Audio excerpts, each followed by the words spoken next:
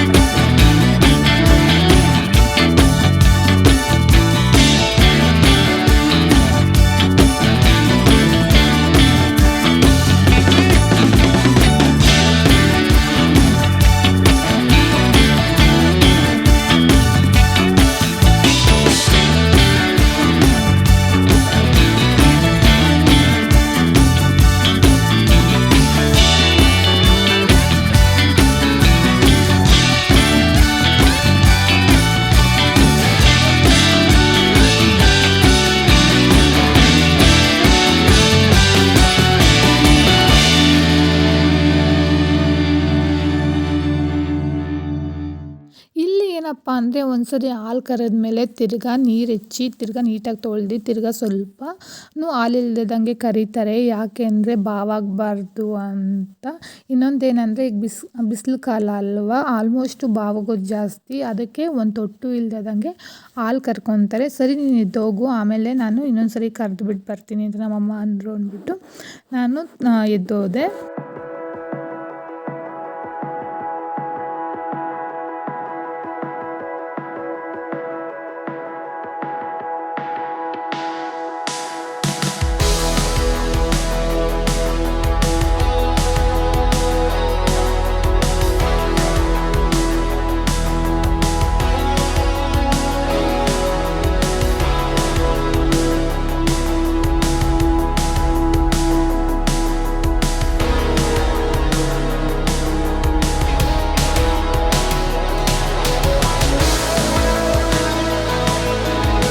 4 ಜನನು ಸೇರಿಕೊಂಡು ಬರೀ 5 ನಿಮಿಷಕ್ಕೆ ಹಾಲು ಕರೆದು ಮುಗಿಸ್ಬಿಟ್ವಿ. ನೀವು ನೋಡ್ಬೋದು ಹಾಲನ್ನೆಲ್ಲ ಈಗ ಬಿಂದಿಗೆಗೆ ಹುಯ್ಕೊತಾ ಇದ್ದೀವಿ.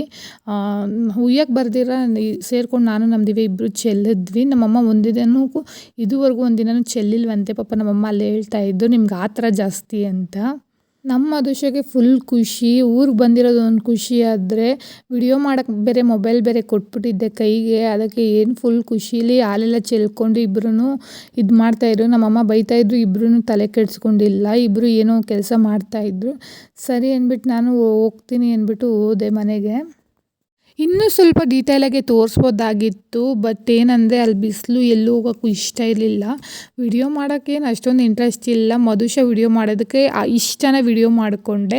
ಇಲ್ಲಾಂದರೆ ಆ ವಿಡಿಯೋನೂ ಸಹ ನಾನು ಮಾಡ್ಕೊಳಕ್ಕೆ ಆಗ್ತಾ ಇರಲಿಲ್ಲ. ಈ ವಿಡಿಯೋ ನಿಮಗೆಲ್ಲರಿಗೂ ಇಷ್ಟ ಆಗಿದೆ ಅಂತ ಅಂದ್ಕೊಂಡಿದ್ದೀನಿ. ಇಷ್ಟ ಆಗಿದೆ ಪ್ಲೀಸ್ ಲೈಕ್ ಮಾಡಿ, ಶೇರ್ ಮಾಡಿ, ಸಬ್ಸ್ಕ್ರೈಬ್ ಮಾಡ್ಕೊಂಡು ನೋಡಿ. ಈ ವಿಡಿಯೋ ಹೇಗಿತ್ತು, ನಿಮ್ಮ ಮನೇಲಿ ಹೇಗೆ ಹಸಗಳನ್ನೆಲ್ಲ ಸಾಕ್ತೀರಾ ಅಂತ ಕಮೆಂಟ್ ಹಾಕಿ. ಯಾವುದೇ ಒಂದು ಪ್ರಾಣಿಗಳನ್ನಾಗಲಿ ನಾವು ಎಷ್ಟು ಪ್ರೀತಿ ತೋರಿಸ್ತೀವೋ ಅದು ಅಷ್ಟೇ ಪ್ರೀತಿ ತೋರಿಸುತ್ತೆ ನಮಗೆ. ಒಂದು ಕೋಳಿ ಆಗಿರ್ಬೋದು, ನಾಯಿ ಆಗಿರ್ಬೋದು, ಹಸು ಆಗಿರ್ಬೋದು, ಬೇರೆ ಯಾವುದೇ ಪ್ರಾಣಿ ಆಗಿರ್ಬೋದು, ನಾವೆಷ್ಟು ಪ್ರೀತಿ ತೋರಿಸ್ತೀವೋ ಅದು 10ರಷ್ಟು ಪ್ರೀತಿ ತೋರಿಸುತ್ತೆ. ಅದಕ್ಕೆ ಪ್ರಾಣಿಗಳು ಯಾವುದೇ ಆಗಲಿ ಮನೇಲಿ ಒಂದು ಸಾಕೊಳ್ಳಿ ಅಂತ ಕೇಳ್ತಾ, ಬಟ್ ನಾನಿನ್ನು ಯಾವ ಪ್ರಾಣಿನೂ ಸಾಕಿಲ್ಲ. ಯಾಕೆ ನಾನು ಒಂದು ನಾಯಿ ಮರಿ ತರೋಣ ಅಂದ್ಕೊಂಡಿದ್ದೀನಿ. ನೋಡೋಣ ದೇವ್ರು ಯಾವಾಗ ವರ ಕೊಡ್ತಾನೆ ಅಂತ.